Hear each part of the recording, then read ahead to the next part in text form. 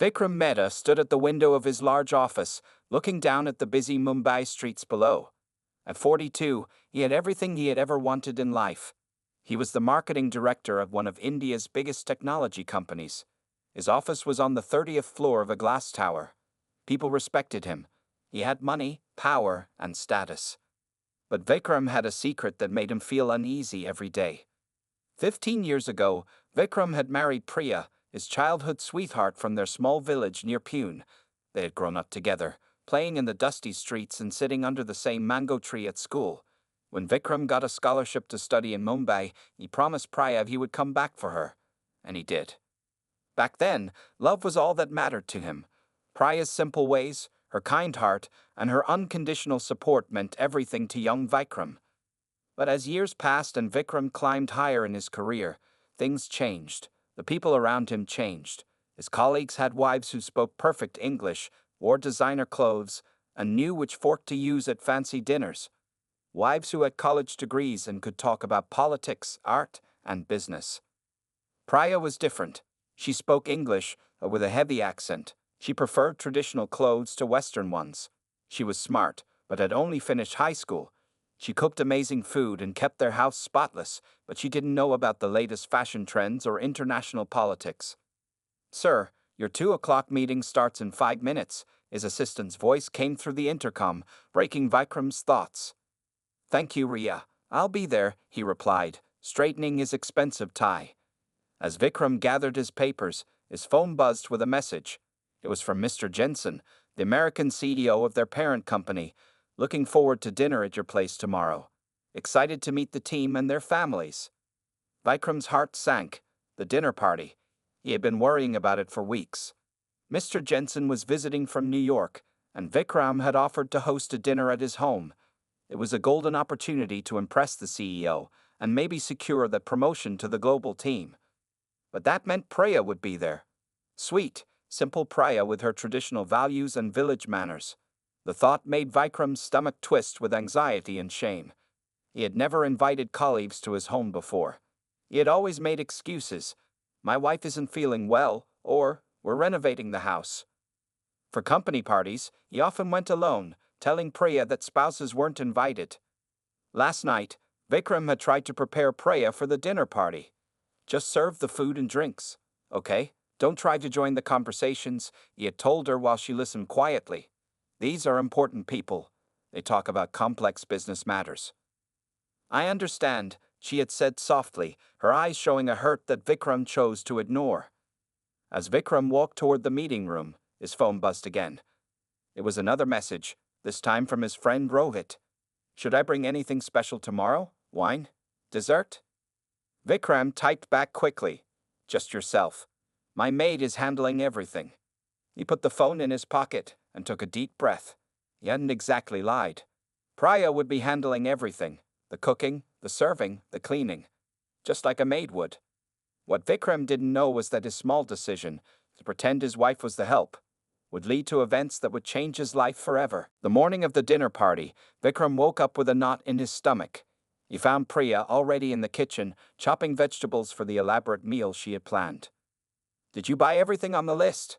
Vikram asked, pouring himself a cup of coffee. "Yes," Priya said with a small smile. "Fresh flowers too. The house will look beautiful." Vikram nodded but didn't return her smile. He was too busy checking his phone for work emails. "Remember what we talked about," he said without looking up. "Just serve the food and drinks. Don't join the conversation." "Yes, I remember," Priya replied softly. If her voice trembled slightly, Vikram didn't notice. Throughout the day, Priya worked hard to prepare the perfect dinner.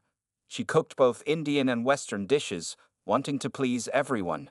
She cleaned the already spotless apartment, arranged flowers, and set the table with their best dishes and glasses, wedding gifts they rarely used.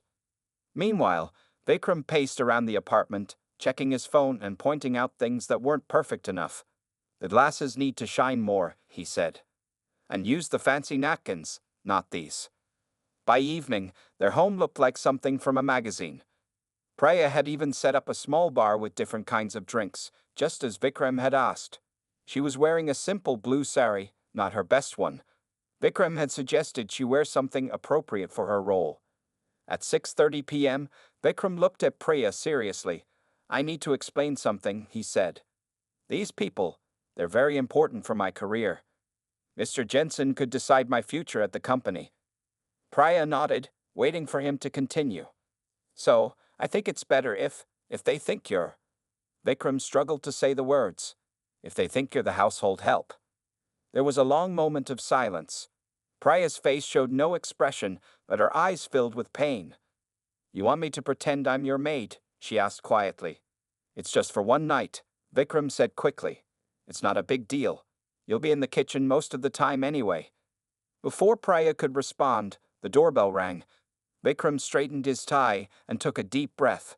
"Remember, this is important for us," he said, emphasizing the word us, as if that made everything okay. The first guests were Rohit and his wife Aisha, a corporate lawyer who spoke with a slight American accent from her years studying abroad. "Beautiful place," Aisha said, looking around the apartment. Within 30 minutes, all the guests had arrived. There were 5 couples, plus Mr. Jensen, the American CEO, who had come with his assistant, a young woman named Sarah. "Vikram, your home is lovely," Mr. Jensen said, accepting a glass of wine from Priya, who kept her eyes down. "Thank you, sir. Please make yourself comfortable," Vikram replied with a proud smile.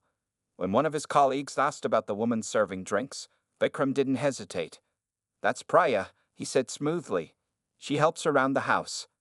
If anyone thought it strange that the household help was wearing a sari with small diamond earrings, they didn't mention it. Everyone was too busy talking about work and impressing Mr. Jensen. Priya moved silently between the kitchen and living room, serving food and refilling glasses. Her face remained calm, but inside, with each step, something was breaking.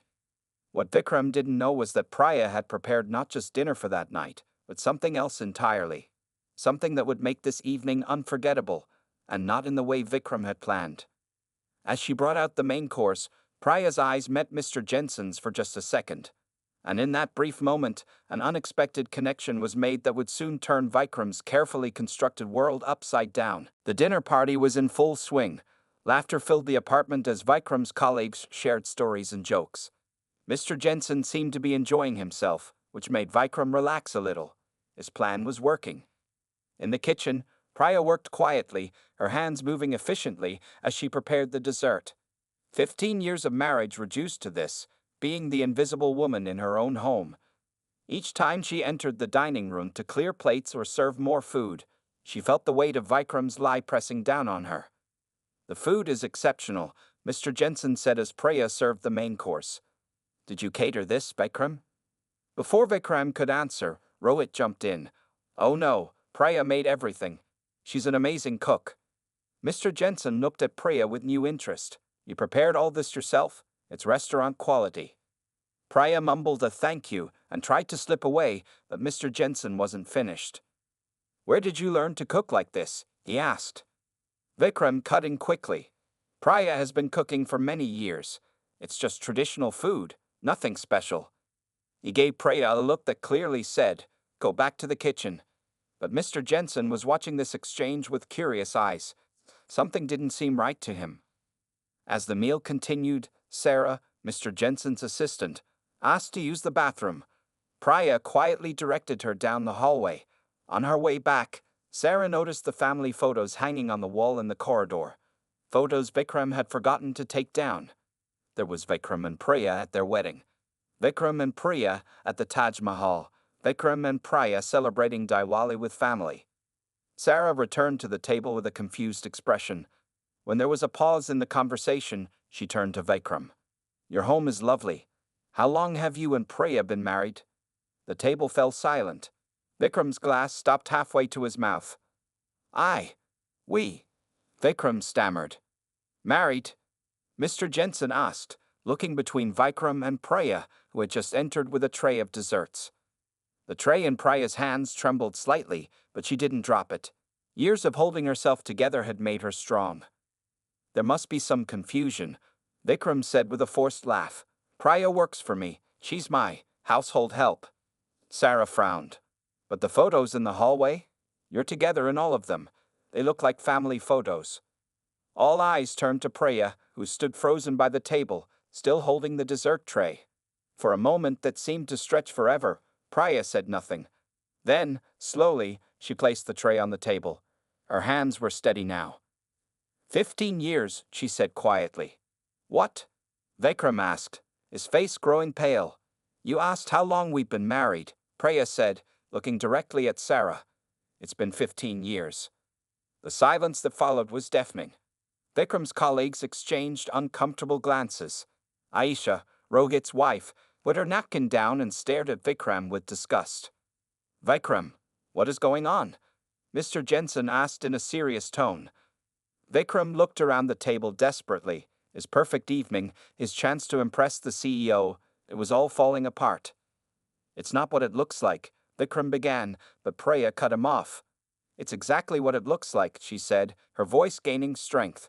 My husband was ashamed to introduce me as his wife, so he made me pretend to be the maid. The shocked faces around the table told Preya everything she needed to know. This wasn't normal. This wasn't acceptable. Excuse me, she said with quiet dignity. She turned and walked out of the dining room, leaving behind a table of stunned guests and a husband whose carefully built world was crumbling around him. What Vikram didn't realize was that this public humiliation was just the beginning. The real shock was still to come. The dining room remained silent after Preya left. Vikram sat frozen in his chair, his face pale with embarrassment. His perfect dinner party had just turned into his worst nightmare. Rohit was the first to speak. Vikram, how could you do this? His voice was filled with disbelief. Mr. Jensen pushed his chair back slowly. I think I should check on your wife, he said, emphasizing the word wife as he stood up. No, please, let me explain, Vikram said desperately. It's not what you think. I think it's exactly what we think. Aisha cut in sharply. She turned to the other guests. We should go. As people began to stand up, making awkward excuses to leave, Vikram felt his career slipping away with each person who walked toward the door. Mr. Jensen hadn't moved yet, which gave Vikram a small hope. Sir, please, Vikram said to Mr. Jensen. This is a personal matter. It doesn't affect my work or my dedication to the company. Mr. Jensen looked at Vikram for a long moment. How a man treats his family says everything about his character, Vikram, and character matters in business. With those words, Mr. Jensen walked out of the dining room, not toward the exit, but down the hallway where Preya had disappeared. Left alone at the table, Vikram put his head in his hands.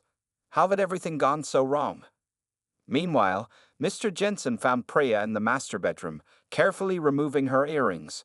She had changed from her simple blue sari into a comfortable salwar kameez. A small suitcase lay open on the bed. May I come in? Mr. Jensen asked gently. Preya looked up, surprised to see the CEO standing at her door. Yes, she said simply. I'm sorry about what happened out there, he said. No one should be treated that way, especially by their spouse. Preya's hands trembled slightly as she placed her earrings in a small jewelry box. 15 years, she said quietly. For 15 years, I have supported him. I left my family, my home, everything to be with him. And now I'm not good enough to even be introduced as his wife. Mr. Jensen nodded, listening carefully. What will you do now? I don't know, Preya admitted. I just know I can't stay here tonight.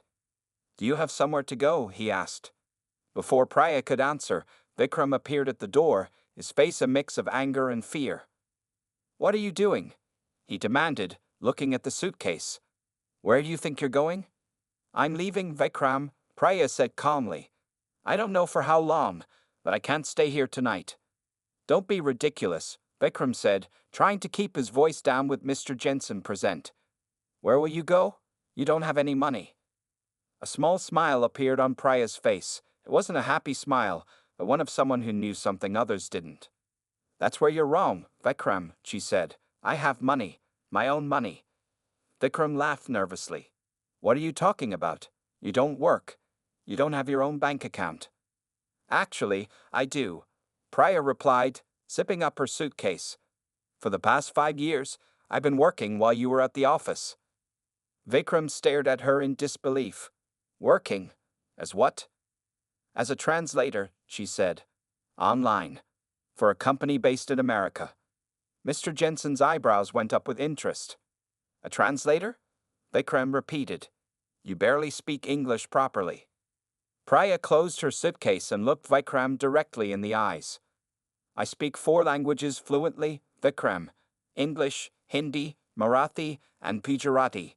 Just because I choose to speak in our mother tongue at home doesn't mean I can't speak other languages. Vikram was speechless. This was a side of Priya he had never seen, or perhaps never noticed. Your driver is still outside, isn't he, Mr. Jensen? Priya asked, turning to the CEO. Yes, he is, Mr. Jensen replied. Would it be too much trouble to ask for a ride? Priya asked politely. Mr. Jensen smiled. Not at all, Mrs. Mehta. In fact, I think we have a lot to talk about on the way. Vikram spent the night alone in his apartment, surrounded by dirty dishes and half-eaten food. He couldn't bring himself to clean up. That had always been Priya's job. Now, the mess around him reflected the chaos in his life. He tried calling Priya's phone several times, but she didn't answer. By morning, Vikram was both worried and angry. How dare she embarrass him like that in front of his boss? Where had she gone? And what was this nonsense about being a translator? When his alarm went off at 6:30 a.m., Vikram considered calling in sick, but he knew he had to face his colleagues sooner or later. With a heavy heart, he showered, dressed, and headed to the office. The moment he stepped off the elevator, Vikram sensed something was wrong. People stopped talking when they saw him. Some avoided eye contact, while others stared openly with judgment in their eyes. News traveled fast in the office. Vikram, a word please, his department head called from his office doorway. The serious tone made Vikram's stomach drop. Sir, about last night. Vikram began as he entered the office. Save it, his boss interrupted. I've already heard from 3 different people. What were you thinking, treating your wife like that? Vikram slumped into a chair. It was a mistake. I wasn't thinking clearly. Clearly, his boss agreed dryly. But that's not why I called you in. Mr. Jensen wants to see you at 10 a.m. Vikram's heart skipped a beat. Did he say what about? No, but he didn't look happy. The next 2 hours were the longest of Vikram's life. He sat at his desk, unable to focus on work, dreading his meeting with Mr. Jensen. Was he going to be fired? Had his moment of stupidity cost him his career? At exactly 10 a.m., Vikram knocked on the door of the conference room where Mr. Jensen was working during his visit. Come in, called the American's voice.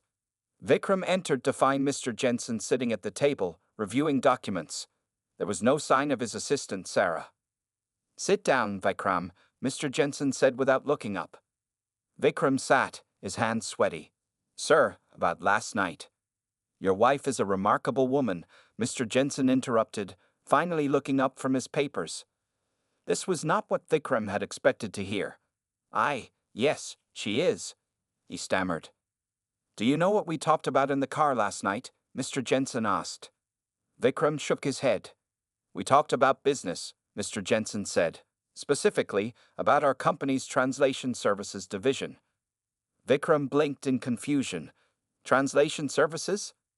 Mr. Jensen nodded. For the past 5 years, your wife has been working as a freelance translator for GlobalInc. Does that name sound familiar? It did.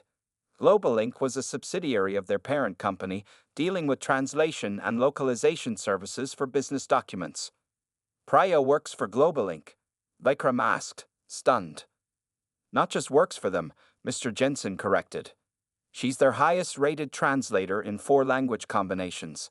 She specializes in technical and business translations. Vikram's world tilted.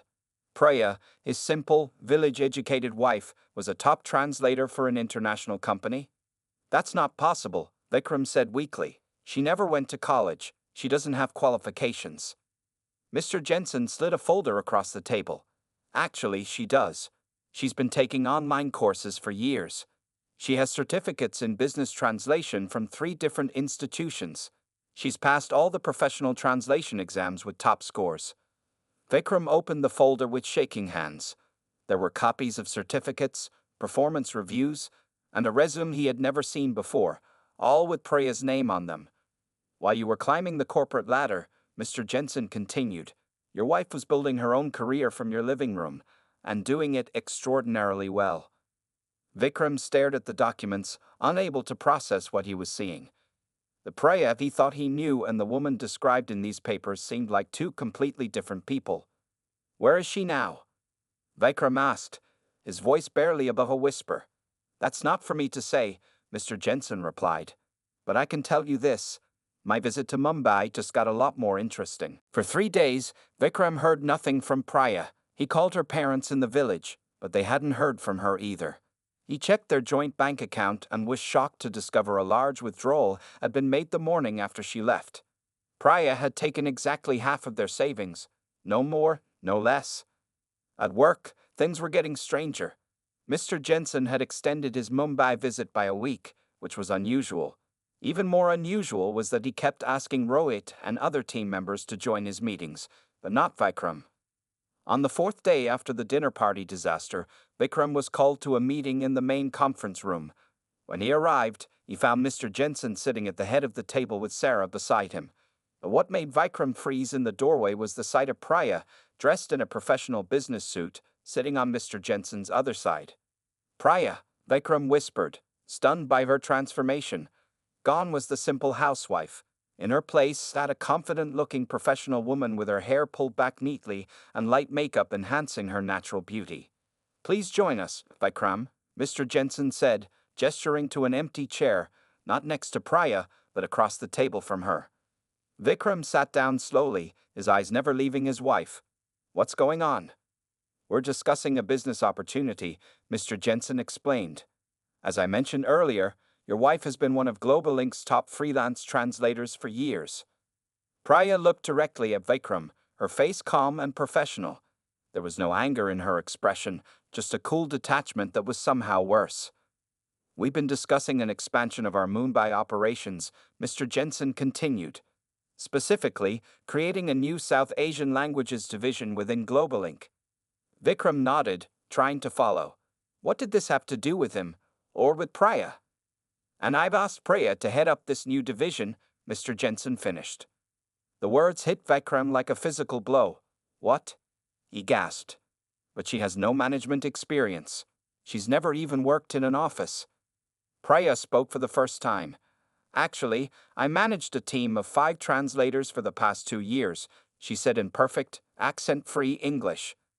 I supervised their work, handled client communication, and managed project timelines. All remotely, of course. Vikram stared at her, open-mouthed. Who was this woman?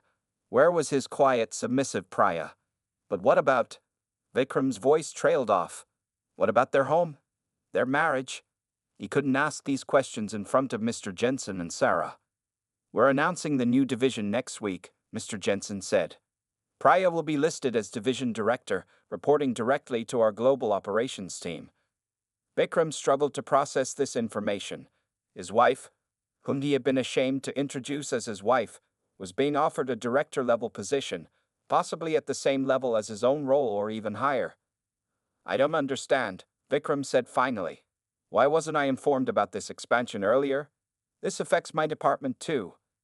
Mr. Jensen and Priya exchanged glances. That's the other matter we need to discuss, Mr. Jensen said carefully. We're restructuring several departments, including yours.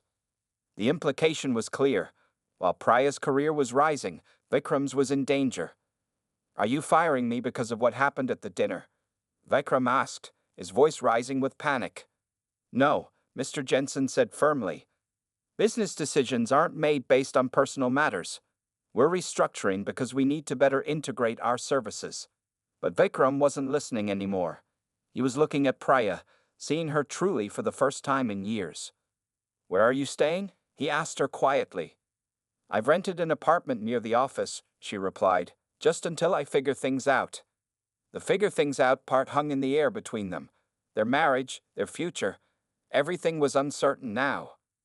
As the meeting ended and everyone stood up, Mr. Jensen shook Priya's hand. I look forward to your official start next week, Director Mehta. Director Mehta, the title that should have made Vikram proud instead filled him with a complicated mix of emotions, shame, regret, and a dawning realization of how badly he had misjudged the woman he had married. The news spread through the company like wildfire. Priya Mehta, the woman Vikram had introduced as his maid, was now director of South Asian languages at Global Inc. People who had been at the dinner party shared the story with those who hadn't, and soon everyone knew about Vikram's humiliating lie. 1 week after the dinner party, Vikram sat alone in his office, staring at his computer screen without seeing it. The restructuring Mr. Jensen had mentioned was happening fast. While Vikram hadn't lost his job, he had been moved to a smaller department with less responsibility. Vikram, Rohit's voice came from the doorway. Can I come in? Vikram nodded without looking up. He hadn't spoken much to anyone since that day in the conference room. Rohit sat down across from him. I just came from Priya's office. Have you seen it? Corner office on the 35th floor. Better than yours. I mean, your old one. Vikram winced. What do you want, Rohit? To rub it in? No, Rohit said seriously. I want to understand. How did you not know about Priya's work? She's been doing it for years, right in your own home. Vikram finally looked up. I don't know, he admitted. I was never home during the day, and in the evenings, she was always just there. Cooking, cleaning, taking care of everything so I could focus on my career. Did you ever ask about her day? What she did while you were gone? Rohit asked. The question made Vikram uncomfortable. Had he ever asked? He tried to remember the last time he had a real conversation with Priya that wasn't about household matters or his work. I assumed she was just being a housewife, Vikram said weakly. Rohit shook his head. You know what Aisha told me? She said Priya used to message her sometimes, asking questions about business terminology in English. Aisha thought Priya was just trying to understand your work better.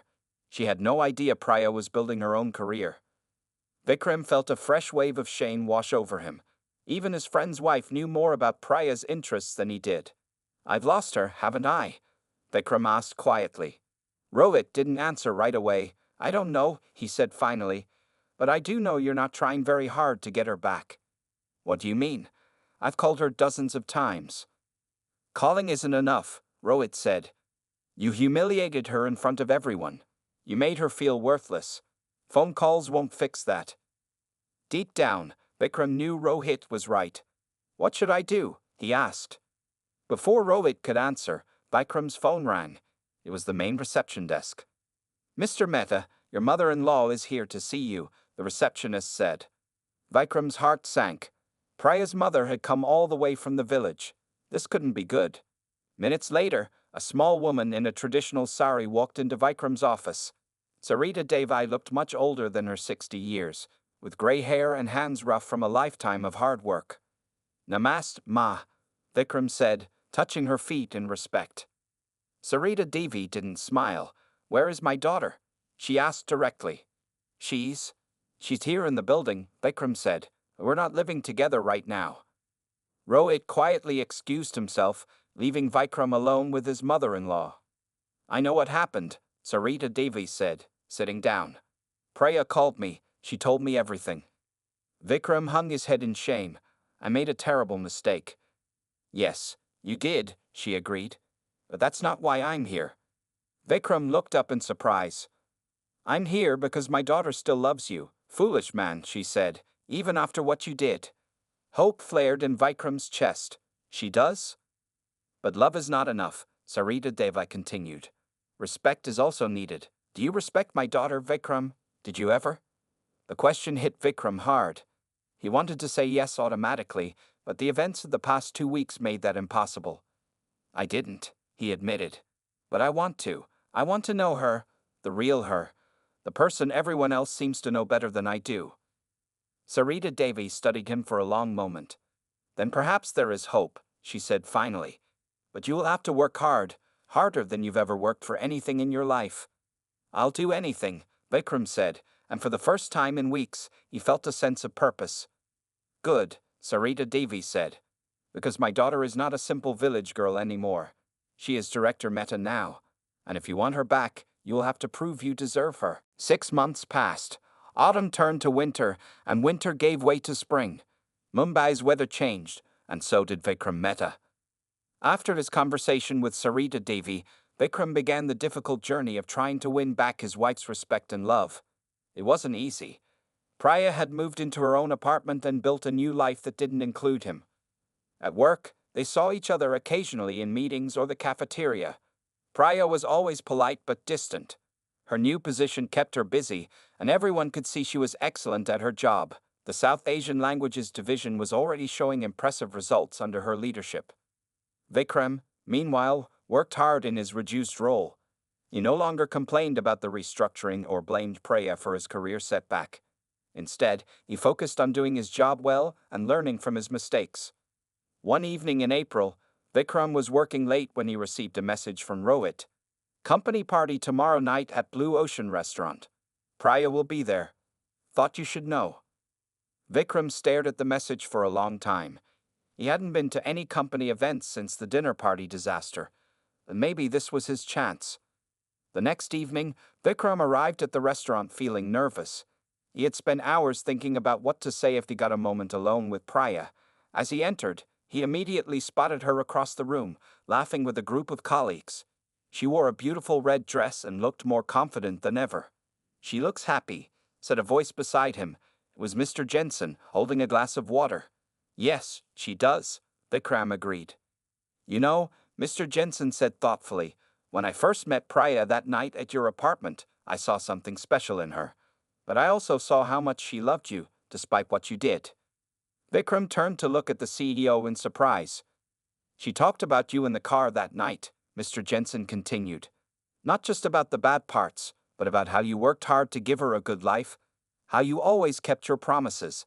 She said you were a good man who lost his way."